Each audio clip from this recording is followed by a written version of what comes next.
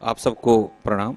आदरणीय स्वामी जी, आचार्य जी, मेहता साहब और हमारे निदेशक डॉक्टर राजेंद्र कुमार यादव जी, सर्वप्रथम मैं आप सबको धन्यवाद देना चाहता हूं कि हम लोगों के जो पूर्व जन्म के कुछ संचित कर्म थे जैसा माना जाता है, आज इस सम्मेलन में हम सबको शामिल होने का मौका मिला और आचार्य जी के और स्वामी जी के इतने नज़दीक बैठ करके अपनी बात बोलने का मौका मिल रहा है, तो निश्चित रूप से ये कुछ संचित कर्म हैं, उन्हीं का प्रतिफल है। तो जैसा कि आज का जो ये अवसर है, इस पे धरती के डॉक्टर के बारे में कुछ बात की जा रही है, तो यह एक बहुत ही अच्छा प्रयास है जिसको मैं कहूँगा, और इसको अभी बहुत लंबी यात्रा करनी है। इस प्रयास में जो 12 पैरामीटर्स हैं मृदा स्वास्थ्य के, उन सबको एक ही मशीन के अंदर समाहित कर दिया गया। ये सबसे बड़ा चुनौतीपूर्ण कार्य था, जिसको कि आचार्य जी आपकी टीम ने बहुत अच्छे से निभाया है। और हम लोगों को शुरुआत में एक शंका थी, जैसा कि एक वैज्ञानिक को हमेशा होती है और ये होनी चाहिए, और मैं देख रहा हूँ इतना बड़ा जनसमूह बैठा है, इसमें बहुत सारे अच्छे और वैज्ञानिक हैं जिनका कि इस क्षेत्र में आपका स्वागत कर रहा है आने वाला समय। निश्चित रूप से आप सब भी एक अच्छे वैज्ञानिक के रूप में अपना योगदान दे सकते हैं। यह एक अच्छा कैरियर है जिसको आप सब चुन सकते हैं।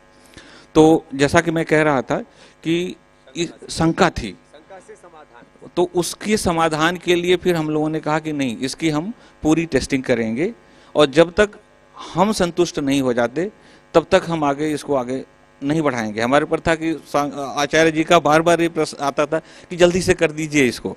हम कहते थे नहीं हो पाएगा थोड़ा समय लगेगा, थोड़ा समय दीजिए क्योंकि जब आपके पास मेहता साहब ने जब CSSRI के नाम को यहाँ प्रस्तावित किया होगा, तो उनके दिमाग में एक निश्चित रूप से हमारे संस्थान की एक इमेज रही होगी, तो उस इमेज की रक्षा करना भी हम ही लोगों का दायित्व है। तो उसके निर्वहन को करते हुए हम लोग कोई भी कंप्रोमाइज़ नहीं करते हैं। तो इसको करने के लिए हम लोगों ने हमारा जो कार्यक्रम लगातार लगा रहता है, और मैं आप सबको इस अवसर पर निमंत्रण दूंगा कि जब भी कभी आप करनाल से गुजरें तो अपने निदेशक महोदय के बिहाफ पर कि आप कभी भी वहां आएँ तो निश्चित रूप से हमारे संस्थान में भ्रमण करें। आपको निश्चित रूप से एक प्रेरणा मिलेगी कि हम इस दिशा में देश को क्या दे सकते हैं, कैसी सेवाएं दे सकते हैं। तो हम लोग जो है देश के लगभग सभी जो प्रदेश हैं वहाँ से मिट्टी ले आकर के उस पर अनुसंधान करते रहते हैं, क्योंकि हमें पूरे देश की मिट्टी के स्वास्थ्य के बारे में जानकारी रखने और उसके ऊपर एडवाइजरी देने का दायित्व दिया गया है। तो उसी क्रम में हम लोग इस मिट्टी का भी परीक्षण किए।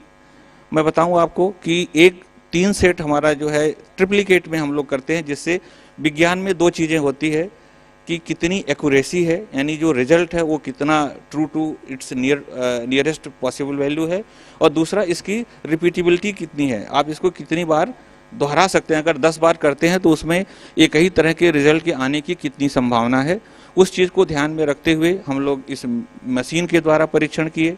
और जो हमारा एक स्टैंडर्ड रिकमेंडेड प्रोटोकॉल है, जो कि मृदा स्वास्थ्य कार्ड के निर्धारण में भी वो उसकी संस्तुति दी गई है, उसको भी हम लोग उसी तरह से सेम मिट्टी को हम लोग टेस्ट किए। और फिर एक जो स्टैटिस्टिकल पैकेज होता है उसके द्वारा इसका हम लोगों ने, क्योंकि आप जब भी देखेंगे केवल एवरेज वैल्यू देख करके आप ये नहीं कह सकते कि ये चीज़ अच्छी है या बुरी है, हमें उसको सांख्यिकी तौर पर भी उसका अध्ययन करना पड़ता है। वो चीज़ें आप लोग बाद में जानेंगे जब आने वाले समय में हायर क्लासेस में जाएंगे, बच्चों को विशेष रूप से मैं कहना चाहूँगा। तो उस सब चीज़ों को, उनकी जो कसौटियाँ हैं उन पे कसने के बाद जो रिजल्ट सामने आए, तो हम लोगों को भी काफ़ी इसमें संतुष्टि मिली कि हम लोग एक अच्छे अनुष्ठान के साथ जुड़ रहे हैं। और लगभग जितने भी पैरामीटर हैं रिपोर्ट में आप देखेंगे कि करीब 90 से लेके 95% तक एक जैसे रिजल्ट पाए गए, चाहे हम वो स्टैंडर्ड प्रोटोकॉल है उसे करें या धरती के डॉक्टर से करें। ये मशीन जो हमारे देश में मिट्टी के स्वास्थ्य को बनाए रखने के लिए जो संस्तुति दी जाती है, उसका जो मुख्य आधार है, उसमें हम उसकी सॉइल फर्टिलिटी की या मिट्टी के स्वास्थ्य की एक रेटिंग करते हैं, जैसे कहते हैं ना कि अगर हीमोग्लोबिन 10 या 12 से कम है तो वो कम है। अगर स्वस्थ मनुष्य में करीब 14 मिलीग्राम पर लीटर होना चाहिए, उतना अगर है तो आदमी स्वस्थ है। उसी तरह से हर पैरामीटर की अपनी एक एक क्लास है, तो उसी हिसाब से हम इसको वर्गीकृत करते हैं कि अगर मिट्टी के स्वास्थ्य के जो पैरामीटर हैं अगर वो एक कैटेगरी में आते हैं तो हमें कुछ उर्वरक देना पड़ेगा, नहीं आते हैं तो नहीं देने की ज़रूरत है। तो उसी हिसाब से इस मिट्टी के जो वर्गीकरण की जो रिजल्ट आए और जो हम अपनी प्रयोगशाला में करते रहते हैं, दोनों में बहुत ज़्यादा समानता थी। 5 से 7% की जो डिफरेंस है या वेरिएबिलिटी है वो रहती है। किसी भी एनालिसिस में करें, आप अपना ब्लड सैंपल दे के आएँ, जबकि हमारा शरीर तो एक जैसा है, हमारे खून तो पूरे चाहे यहाँ से निकालें चाहे पैर से निकालें एक ही जैसा खून निकलेगा, लेकिन उसमें भी परिवर्तन आ जाता है अगर आप 2 लैब में टेस्ट करवाएं तो 5% की वेरिएबिलिटी होती है। जैसा स्वामी जी ने बताया कि एक ही गांव की या एक ही खेत की भी मिट्टी अगर 4 कोनों से लें तो एक जैसी नहीं होती है, इतना ज़्यादा वेरिएबिलिटी मिट्टी में पाई जाती है। तो 5 से 7-8% का डिफरेंस बहुत बड़ा डिफरेंस नहीं होता है। तो उसको देखते हुए हम लोग पूरे अपने आत्मसंतोष के साथ इसको रिकमेंड करने में हमें ज़्यादा परेशानी नहीं हुई, और उसी आधार पर फिर ये रिपोर्ट आप सबके सामने आज इस कार्यक्रम में हम लोग प्रस्तुत कर रहे हैं, और यह हम लोगों की शुभकामना है हमारी। सर, पहले भी और दूसरे प्रयास हुए हैं लेकिन वो उतने सफल नहीं हुए। इसकी ब्यूटी ये है कि इसमें जो हर चीज़ का अपना एक फंडामेंटल होता है, तो जो कोर फंडामेंटल्स हैं, माफ़ कीजिएगा मैं उसका शब्द हिंदी नहीं खोज पा रहा है, तो जो कोर फंडामेंटल्स प्रिंसिपल्स हैं उनको इसमें फॉलो किया गया है, उसको अपनाया गया है, जिसकी वजह से मुझे उम्मीद है कि यह मशीन सफल रहेगी।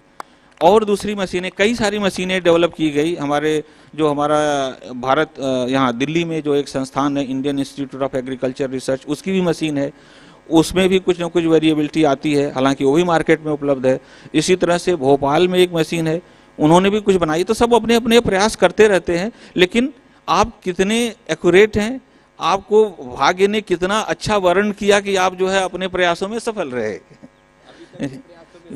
जी, तो ये एक श्रेष्ठ प्रयास है और इसीलिए इसको पेटेंट भी मिला, और इसकी डिज़ाइन, इसका जो आर्किटेक्चर है, वो सारी चीज़ें बहुत ही अच्छी हैं।